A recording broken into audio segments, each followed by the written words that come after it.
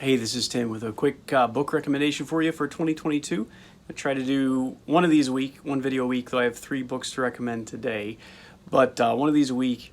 I'm not going to post them on social media. I'm just going to throw up on the YouTube channel. And so if you want to view them, then subscribe to the channel each week. I'm not going to edit it. I'm not going to put a whole lot of time into it. So I'm not going to cut out all the ums and the ahs and all the chatter and sidetracks I go on, kind of like this one. So you might like that better. I don't know. But this is so important. So I want to give a 2022 book recommendation for you. The biggest one, of course, would be Bible reading schedule, right? We need to be in the Word. The Word grows us. God's Spirit is so active in the world, but He has a sword, right? And so you're limiting God's ministry in your life if you're not into His Word. And so make sure you're into the Word each week. Make this a habit for your new year. I'm going to recommend this as a Bible reading schedule for our church. We just finished the McShane Bible reading program. Finished that yesterday. And so, great Bible reading program for 2021. For 2022, I'm encouraging us to do the Chronological 1-Year Bible. Okay, Sarah just finished that, or she's doing that. My mom does that. I know another dear lady in the church who does that, and maybe many of you do that each year. So let's see if we can do that as a church, or if you're just following the channel. We'll have these available for you Sunday. This is New King James and New Living Translation, Chronological Bible. We should by then have a printout, booklet form of that, in case you have a Bible you like to mark up year after year. But let's all try to do that together. No matter what plan you do, make sure you're in the Bible, right? The highest recommendation I can give you anytime is get into the Word. How can a young man keep his way pure in 2022? How can an old man? How can a young lady? By keeping it according to your Word. Your Word I've treasured in my heart, that I might not sin against you. So many passages prod us along to this important point. So don't neglect it. If there's one habit, one resolution that you stick to 2022, it's got to be in the Word each day. Okay, so let's do that together. Maybe we'll talk about it throughout the year. As you come across questions throughout the year in that Bible reading program, drop me a line. We can talk about them together. Second book recommendation. Okay, this is a little different, but it's a New Year's type thing. So I'm going to just recommend a daily planner. This is one that I like, and it's a week at a time. I find myself having to have print. Right, this is 2022. I've tried to do digital. I've tried Asana. I've tried using Apple stuff, but I have to scribble.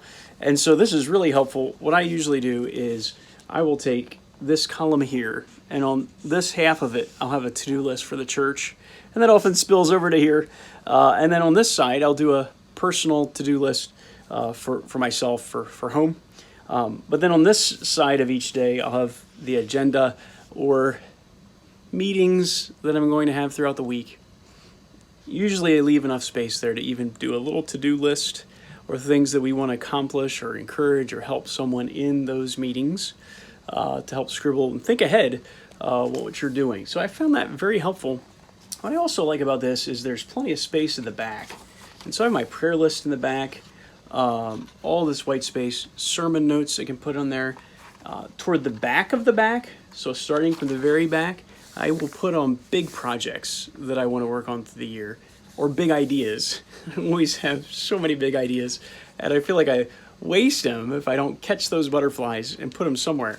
So usually put them here and develop them throughout the year as I go along, and let it ruminate.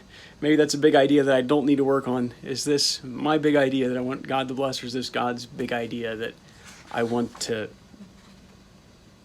serve Him with, right? So, really helpful. This is actually my 4th year doing this, right? So, what's really neat is I have notes and thoughts from the previous 3 years. I realize you can lose these, right? So that's, if you have electronics, that may be good for you. But if you put your name in it, I know I've lost 1 or 2 of these and they were sent back to me. So you can, I find it very helpful to do that. Third, final recommendation, real quick here.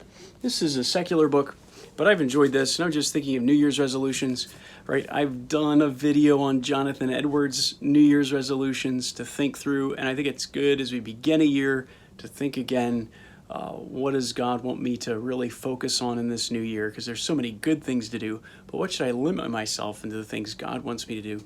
So pray about that. But what habits would God want you to develop? That's important, and I think resolutions do that. They help us think carefully about the habits they want to do. And once something becomes a habit, the resolution's not hard. It's just making it a habit. This is a secular book, Charles Duhigg, D-U-H-I-G-G. But I've found this a fun read. You could read through the first 3 chapters and you would have this book, because the first 3 chapters are about habit for people and individuals, right? The habit loop, the craving brain, the golden rule of habit change.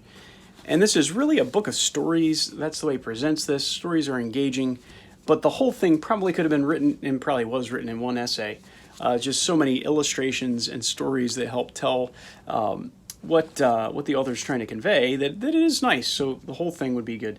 But if you read the first 100 pages, you would really have it well.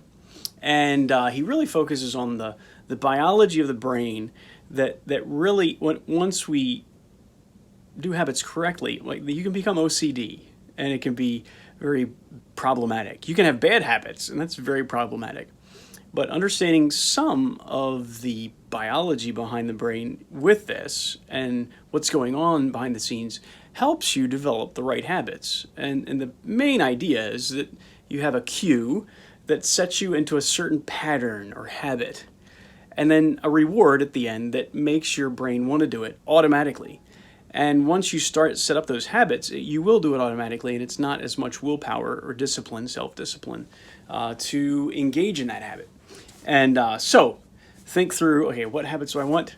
How can I, in a good way, reward myself? So getting up in the morning is the cue to sit down with my Bible, but there's quiet there.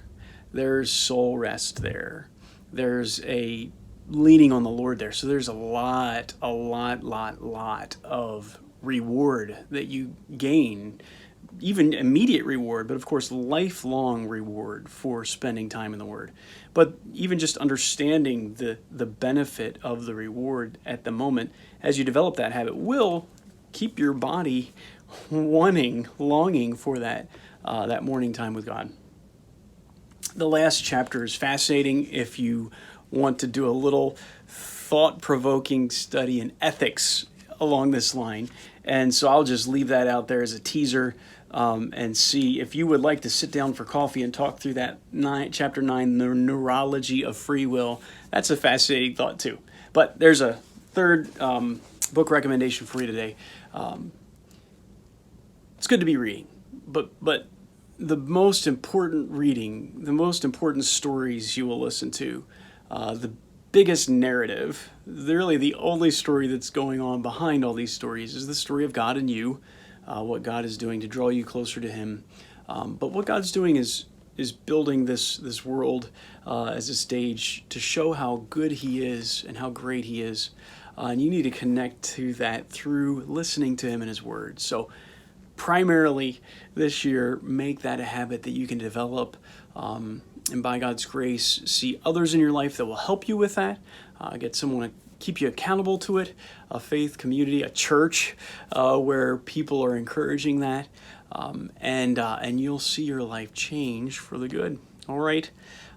Next week we'll do another recommendation. We will finish out our topics on understanding the will of God. Next one is love.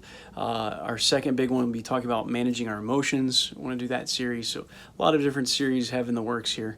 Some big ideas at the back of the book that we'll develop. But thanks for following along. Subscribe. Again, I'm not going to blast these out on social media. I don't want to overwhelm that. So if you do want to listen to the book reviews or engage in that way, maybe recommend a book to me, then subscribe to the channel, and we'll connect that way. Okay. All right. Thanks for watching. See you next time, and Happy New Year.